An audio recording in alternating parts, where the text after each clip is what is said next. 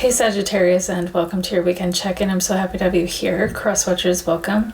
Sag, know these energies can always go vice versa, so take the reading as it resonates. But what I am seeing here for you this weekend is the Three of Pentacles. And I'm seeing this as you, I don't know, it's almost like taking all that you have been programmed with, all the things that made you who you are, the trauma, like the good things, the tough things, like everything. And you're taking back the pen and you're saying, this is what I want to write into my story. This is what I believe. This is what I feel. Like you're working on your foundation. Something must have happened to disrupt that, or a shift must have happened, or an awakening. This is very common in a spiritual awakening journey, where we have to return back to our foundation. And actually it happens a lot, not just once in your life. Like you keep going back to your foundation and rewriting. Like the more you learn, the more you heal, the more you awaken, the more you see the misaligned things in the foundation you were given, even as a child. And I'm seeing this weekend that you're taking the pen back and you're saying, yeah, this is what I want to keep. This is what I want to get rid of. This is a really powerful action that you're taking. The lyrics that my guides want me to use to represent your energy this weekend are from Be Still My Soul. It's an old hymn and they go like this. Be still my soul, the waves and winds still know his voice who ruled them while he dwelt below. That's interesting. This is a hymn and it's about God. I wonder if there's someone who's been playing God in your life. That's interesting. Someone who has caused a lot of waves and winds because they've been in charge. I have never ever seen this song like this in my life. But it's relevant for the reading, okay? And maybe you have gone to this person for guidance, for because you trust them. And it's like, you tell me what to write in my story. You tell me what to believe. You tell me what to think, because they put themselves in a position where they rule everything. You've been through a lot of trauma and abuse with this person. That is so interesting, because I partially recorded this reading and I had to restart because noises in the house. But anyways, and I wasn't reading that this way when I began, but now I'm seeing that is kind of what has happened here for you. And it's time, like you're deciding now it's time to heal this. The lyrics, actually no, the poem that my guides want me to share in regards to this situation comes from Lucas Jones, and he said, your trauma is your responsibility, and no, you didn't cause it, and no, it isn't fair, and maybe you were a child, and yeah, I know you were scared. When you've been locked in a house with ghosts of the past, it's easy to believe that's all you are, but you're not a day or a moment or a scream or years you spent in terror asleep. You're a collection of endless beginnings, but too much pain keeps a mind imprisoned, like frosted glass obscures your vision, makes staying down a safe decision, and nah, you're right. You're not to blame. You don't deserve a life of pain, but trauma always finds a way to wreck your house and fuck your day unless you learn to turn and face whatever terror comes your way, whatever you're too scared to say, whatever hate you've learned to hate. Choose to love it. Wash away the bitterness and awful taste. A life of fear and hurt and pain. You're too precious not to wake and be here. See the world today. Feel its warmth across your face and know that you're alive and safe and that people care and you should stay to see who you become one day. You're not the darkness. You're the cave. You're never lost. You are the maze.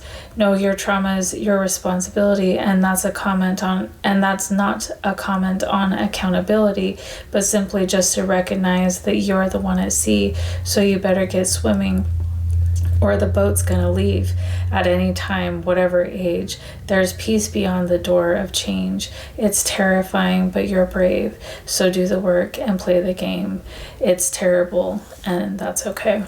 So, yes, the journey of awakening and healing and rewriting damaging beliefs and ideas that were programmed into us from our childhood, possibly from this person that has caused waves and winds in your life.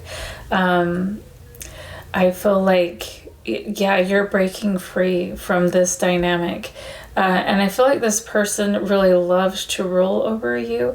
The Three of Pentacles in the original Rider-Waite tarot card is like one person standing above two others and kind of like telling them what's what.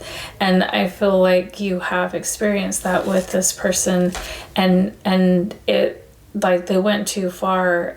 They almost like disregarded your authenticity as they told you how to live or how to think. And it's time to reclaim yourself from this person. And now the energy connected to you is not this person. It's someone who may be healing from them, or healing from a similar wound, and they're like showing you how it's done. The song that they have to represent this energy that's connected to you is One Little Soldier by Regina Spektor, and the lyrics go like this: one little soldier talking to the others, one little soldier calling out the cowards.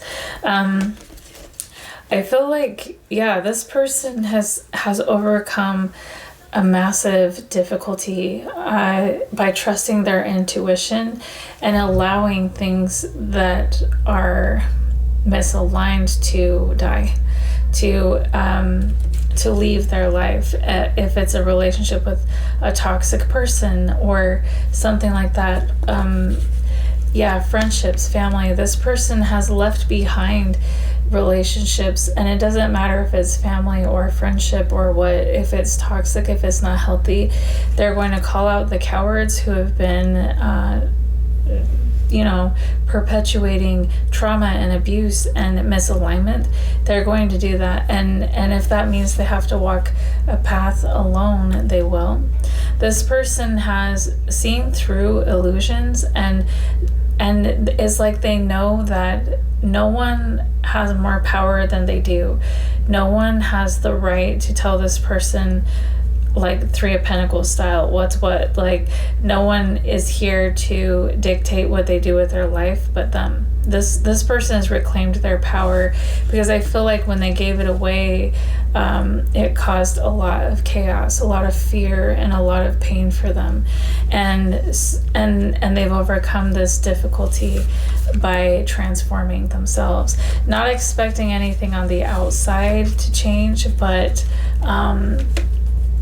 choosing to change themselves. And I feel like if you're resonating with this side, your guides are inviting you to be unstoppable. Keep going, keep liberating yourself from this toxicity. But also for your healing, they want me to say this: your wounds will heal if you stop opening them to prove they still hurt. It's time to fill your mind and your heart with... That's my son's yawn. I hope you heard that. Anyways, and so it's time to fill your mind and heart with joy, and to leave the pain of the past in the past. Let the toxicity of the past die, because it no longer has a place with you.